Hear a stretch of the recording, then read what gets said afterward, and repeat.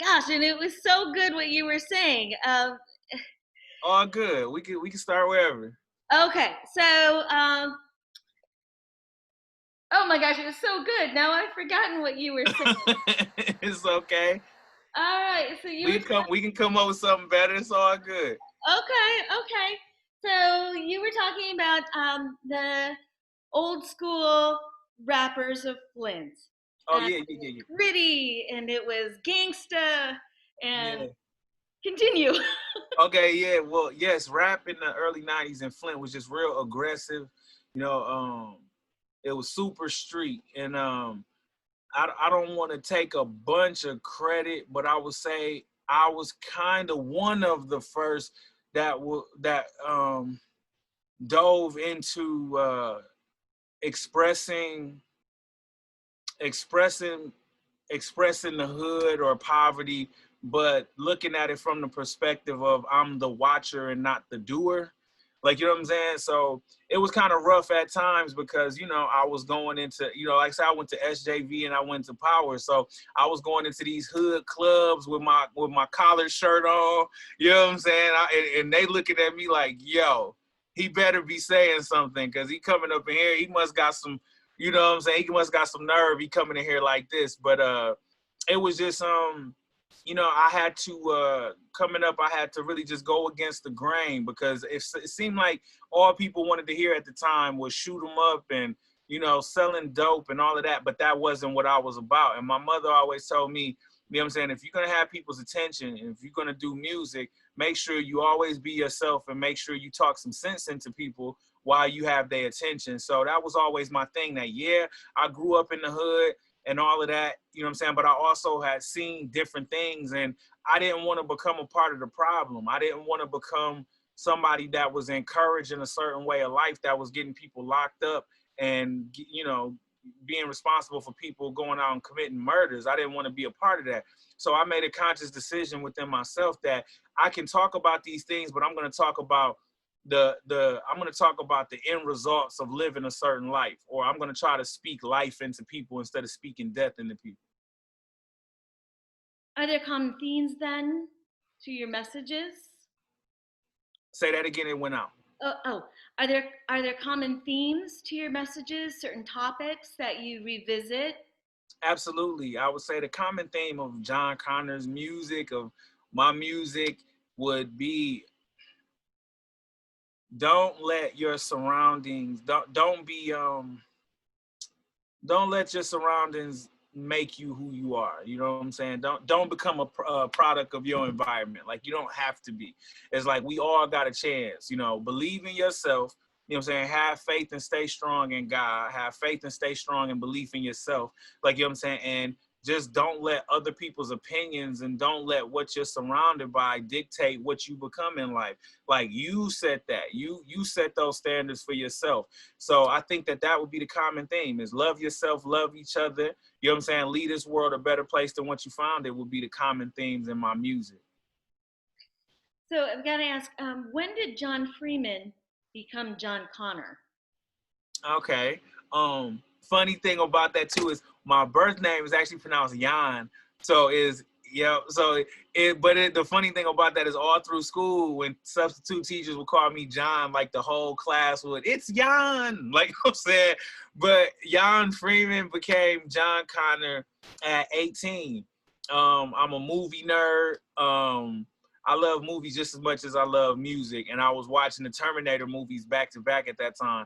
And that character, Jon Connor, has such an impact on the world, has such an impact on the storyline of those films that it was like, I want my existence in music and on this planet to be as significant as that character was in those movies. You know what I'm saying? And I want my message to mean that much. I want to be able to save lives with my existence and what the gift that God gave me through music.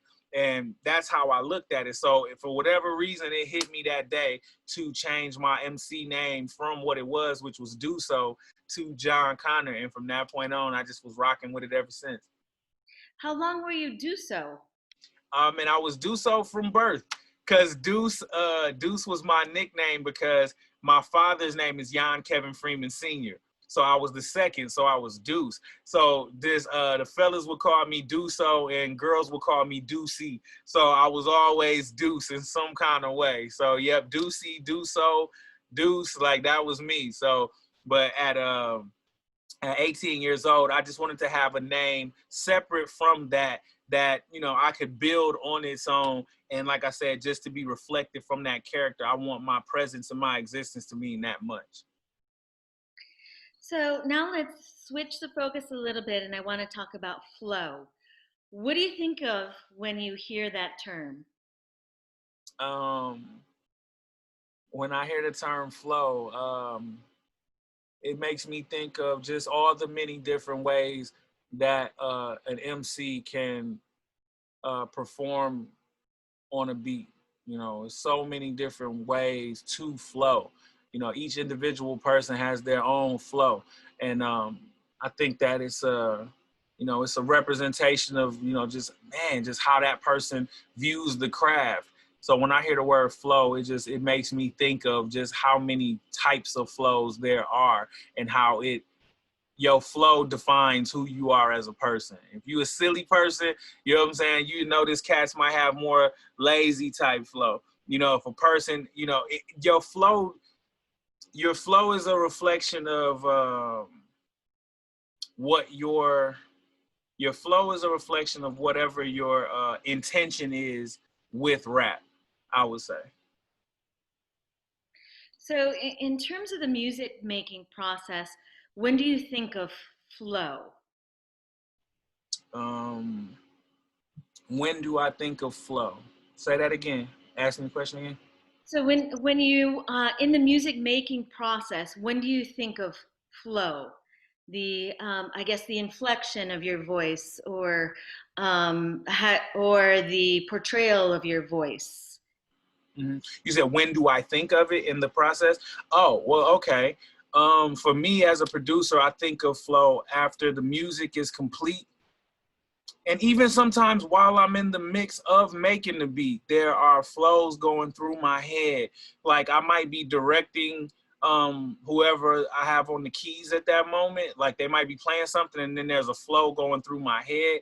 And then I'll hold on to that until it's time for me to record. So I think for me, because I'm an artist and a producer, maybe flow is going through my head the entire creation process.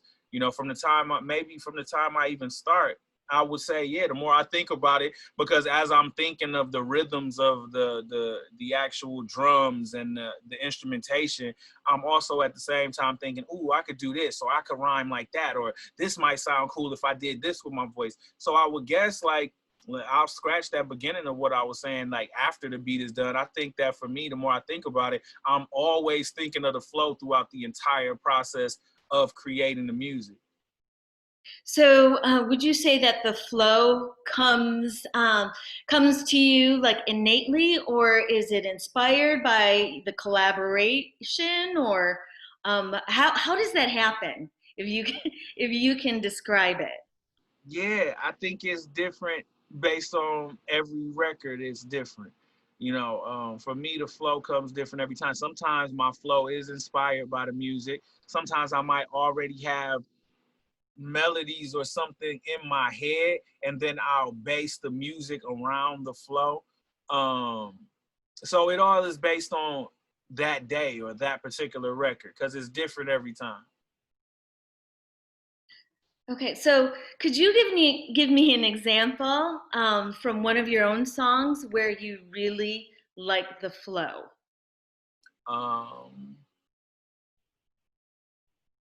oh, okay. Um, I have a song on my latest project SOS that came out in April. Is a song called Black, and I love the flow on Black just because of the cadence, just because it was very deliberate. It was, you know, it was direct and to the point. And shout outs to the DOC and Chuck D because they inspired the flow on the song Black. But if anyone stands out is Black, I would say. And why is that? Because I think sometimes people feel like for an artist to have a good flow or to be snapping or for it to be good, sometimes they feel like it got to be really, really fast. You know what I'm saying? But in which I do at times. But I thought that the flow on Black was really dope because the pace was deliberate. It was right in your face. It wasn't no tricks, no turns. The flow fit the beat. They complemented each other perfectly. Not to give myself too much of a pat on the back, but the reason why is because I feel like good flow, it's not necessarily how fast you can rap or whatever the case may be. It does the music complement what you're saying, and does what you're saying and how you're saying it complement the music. It's a marriage between the two. And I felt like on Black, it was the perfect marriage of the right cadence and the right flow on the right beat. And they just came together and made something special. So when do you know when you have multiple flows during the process coming through your head? When do you know which flow is the right one? It'll feel right. It'll feel right. Going into the lock, you turn the lock and it opens, it'll feel right. I feel like as an artist, you know when it's not right. It'll be something that bothers you about it. You'll listen to it and you'll be irked by something. And even if everybody else is like, no, it's good, you'll still feel in your spirit that it's not right. And I've had those moments before where there was nothing wrong with a flow that I put to a beat, but I'll feel like something's wrong with it. And I think that that's the telling factor is your spirit, and you'll know instinctually when it's right and when it's wrong. So the success of some of your songs, like were you ever surprised that one song was maybe more popular than the others? Um, um, was I ever surprised? I would say not so much surprise. Hmm. I always make sure I think before I speak. So let me see. Surprise. Um, hmm. I'm really thinking. Okay, I would say not surprised that people. I would say because anything I do, I hope and pray that people like it. But it was a joint that I did called 2 Weeks Notice. That was on an album I did, Unconscious State, and I knew it was cool when I did it. But even still to this day, it's like people really gravitate to that record and really have a emotional connection to that joint because the song is about quitting your job and being unhappy at your job. So it's like still to this day, it's one of the things that's kind of like people's anthem for when they want to quit their job. So I wouldn't necessarily say surprised that people dug it. I would say I was surprised at how much people dug it and how long that song has withstood the test of time. So would you say that that's one of your favorite songs, or is Black your favorite song? Do you have a favorite song of yours? They're all my babies. I can't pick favorites. Each song represents how I felt at that moment. So I can't really ever say that I have a favorite because each song correctly embodies how I felt at that moment. You know what I'm saying? So it's like I don't know. I don't know. I'm not a parent, but I would think like as far as parents, it would be like trying to pick a favorite kid. You love each child for different reasons. The love that you have and the connection you have with each of them is significant for different reasons. So for me, I could never pick a favorite song. I love each and every song I've ever done for different reasons. There's something that's special about each of them. So I looked on SoundCloud, and then I also looked on Spotify. How many songs have you created or released? It was something like 59 or 60. Is that ballpark, or is it more than that? Or Ah, man, because then we got to count like there are mixtapes that aren't on Spotify and aren't on streaming platforms and Apple Music. So it has to be in the thousands at this point. Like, if we count mixtapes and then we count the original projects and all of that, like, so it has to be in the thousands at this point. so thousands that you created. Of that, how many have you released? Wow. Man, I don't even, I wouldn't even be able to make an educated guess. So I'll just tell you by projects. You know what I'm saying? There was the Calling Part One in 2005. There was Everybody Hates Connor in 2006. There was the Calling Part Two in 2008. Then there was Jon Connor as Vinny Chase season one in 2010. Then there was Salvation in 2011. After that was season two in 2011. After that was the Blue Album 2012. Then after that, the People's Rapper LP 2012. While You Were Sleeping 2012. Unconscious State 2013. Then that's when I started working with Dr. Dre, and I dropped two mixtapes in 2014, which was the tribute to Biggie tape, and I did a Kanye West inspired tape in 2014. Then after that, would be my project SOS that dropped in April. And then I'm gonna drop another mixtape this month, I believe, and then SOS 2 is probably coming before the end of the year. Wow, you had a lot going on, and then you're also you're producing, and so you perform, but you prefer producing, correct? Yeah, absolutely. But I identify you with you're such a prolific rapper, and it's Thank so surprising for me to hear. What is it that is different in producing that you don't get out of performing or rapping? you. Because for me, Jan Freeman, the person, was never a guy that needed attention. Like, you know what I'm saying? I never was like an attention whore. Like, I was actually a kid. Actually, I would fall back and play the background. So when you're an artist, it's all about you. You know what I'm saying? You got to have the right answers. You got to be on all the time. You got to, and it's like, there's nothing wrong with that. I'm so grateful and I'm so blessed. But as far as like just who I am naturally as a person, I've always loved to help other people. And by the very nature of a producer, that's what producing is. You're helping to bring an artist's vision to life. So it's like that spoke to who I am as a person.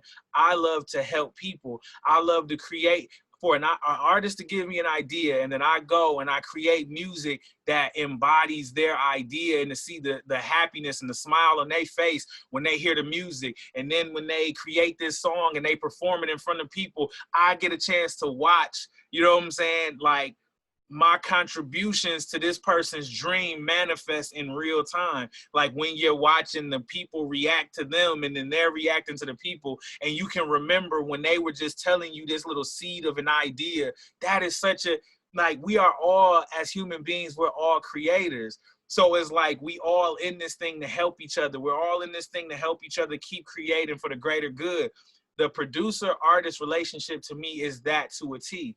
It's the most unselfish relationship when done the right way. And I get such enjoyment and gratification out of that, out of an artist telling me their idea, and I help them bring that idea to life and then watching it manifest.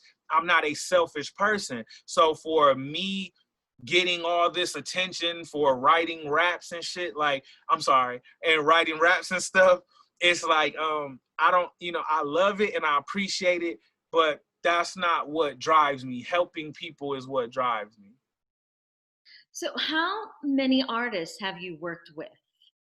Oh man, wow. So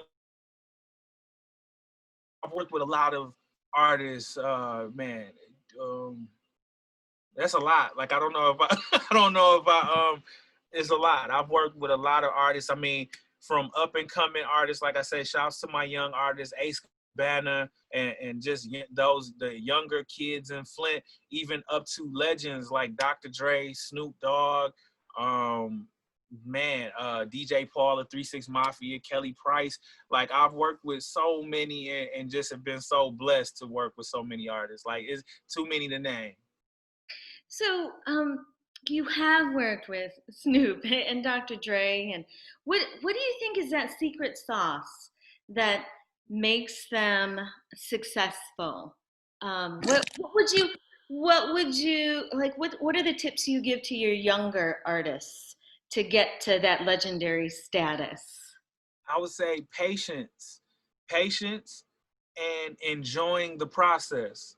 You know, making work fun.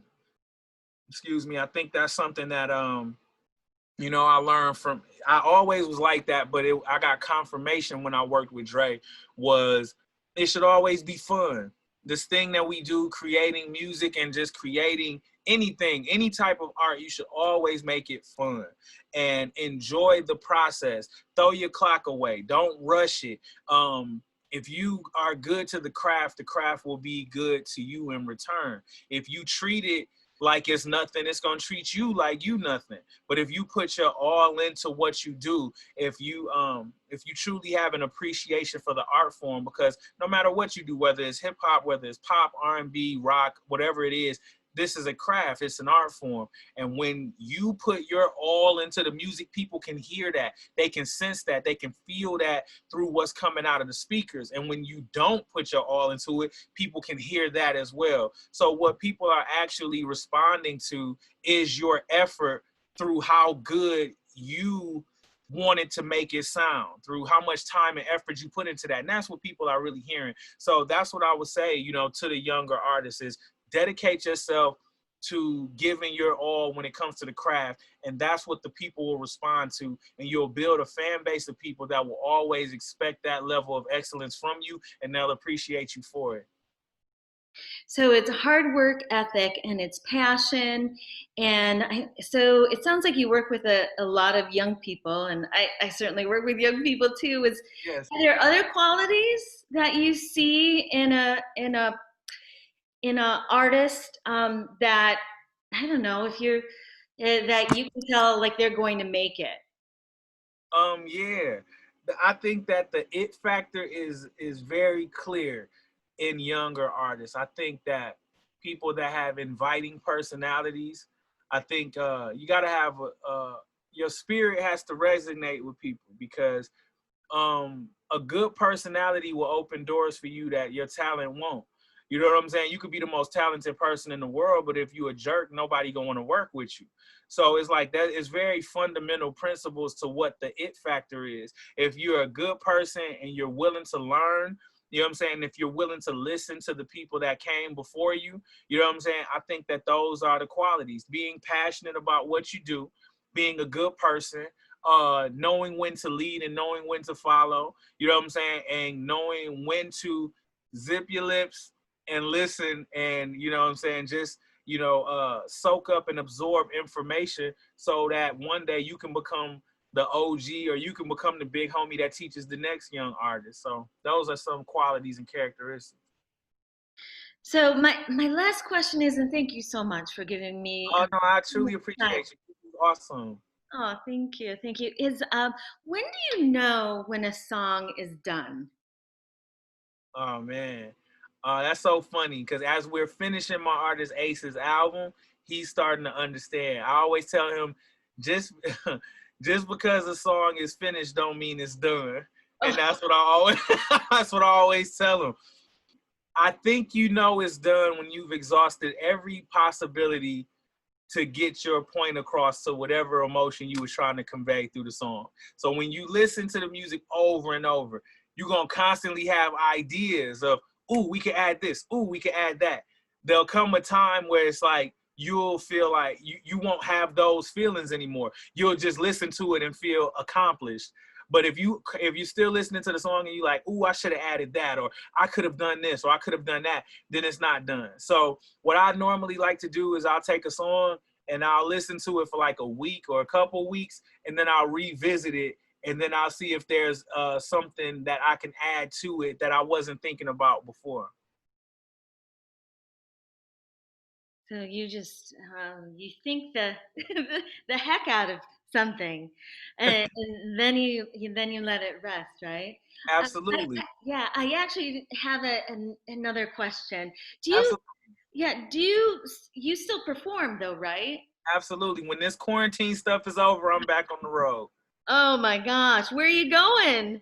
Who knows right now, because no tours is being put together, because we don't know you know what I'm saying, the extent of the quarantine and the shutdowns. But I'm just looking forward to getting back on the road when everything opens up, man. Looking forward to jumping on a tour or creating a tour and just hitting the road, man. So I'm also looking at mental flow. So some of my questions were about mental flow. How, Okay. yeah, in terms of performing, like how do you get in? How do you get to that? Um, get to that state where you are able to perform and give it your all. And people describe that state as being in the zone. Like, how do you get into that? Um, the funny thing is about getting into that zone is I always feel like, and I think I seen Will Smith say this. He said the biggest blessings are on the other side of fear, right? And that's just in life in general. Every time I get on the stage, I have the feeling of butterflies. There's a fear feeling that I have, but then you make the conscious effort to overcome that, and the blessing and the payoff is seeing the reaction of the people. So you have to get into the mindset of, okay, there's good, every time I get on the stage there's an obstacle that I have to overcome, but there's a blessing on the other side of that, which is seeing people smiling faces and reacting to what you do. So me getting into that zone, I go to my little happy place. I pray to God, and I pray to my little cousins and my best friend who I lost, and I say, okay, there's this butterfly feeling inside. There's this fear, but I know that if I overcome that, there's something good on the other side. And then there you go. And then you just go into that zone of whatever inspired you to want to do it in the first place. I go to a place of, so this is that feeling that the Jay-Z's, the Kanye's, the Michael Jacksons, the Princes, the Elvis Presleys, they all probably had those same feelings. And you watch them evolve into greatness by overcoming that feeling and doing what they were put here to do. So every time I get on the stage, I think of that, like, wow, okay, they had those same feelings. And the only thing that's standing in the way of me getting to that level, that the people that I look to, is this feeling. So I got to overcome. I got to beat that feeling, and I got to just let it all hang out. It, yeah, John, if you could, who's your best friends and your cousin? Oh, my cousin, his name was Jack Lark, Jacklark, the fourth, and my best friend, his name was James Kazarowski. So those that James, how do you spell it? Kaczorowski. So yeah, yeah, those two. They were big fans of mine while they were on this earth physically, man. And I always think about them before I hit the stage. Oh my gosh. Okay, but, before you start crying, um, Oh, it's okay. It's okay. so But yeah, no, I got them tattooed on me too. That's James and that's Jack. oh my gosh. Here you go. Oh, let me see. Boom. It's my Wow. little. Okay, not their faces. Yeah. Okay. Yes, indeed. Okay. So did Jack or James go to Powers or? Yeah, yep. James went to Powers. He graduated with me, class of '03, and he went to St. John Vianney. Yep, yep, Oh my gosh. Okay. Okay. yep, yep. Um, so John, thank you so much. And if you can, yeah, share your top 10 Flint rappers list with me. Either send it off to Mateen, or I think that I've probably like messaged you on every single social media platform, It's all good. Facebook or Instagram or Twitter.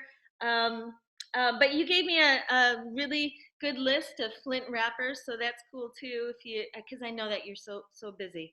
Oh, But it's love. It's no. This was a pleasure. You were such a joy to do this with. oh Honestly, my gosh, John, I appreciate it. And love. so yeah, go forth and do wonderful things. Continue to do wonderful things, and thank you for repping Flint and doing what you do. Absolutely. And you said this is for a book that you're Yeah. doing? Oh yeah. So yeah, it's my first book, Okay. and it's through Wayne State University Press. Mhm. Um, I am in the research process right now. I only have 5,000 words written. It needs to grow to 50,000 words, and I hope it does so by the end of the year. Mhm. And then the book process. Oh, it's rather longer than I would like. But yeah, this book may not be out till like December 2021 or 2022. In terms of like, has to go out for review, so they tell me. Then has to go through art and prints, etc. So Well, that's I'm looking forward to it. I can't wait. yeah. Well, I'm looking forward to writing it. So well, you've given me so much good stuff too. So, I hope so. I hope I've helped in the best way I can. oh my gosh, big time. And I'm so grateful to you. It's love. I'm grateful back. It's love. I appreciate you. Okay. See you. Thank you. Thank you. It's love. Be good. You do. All right, girl.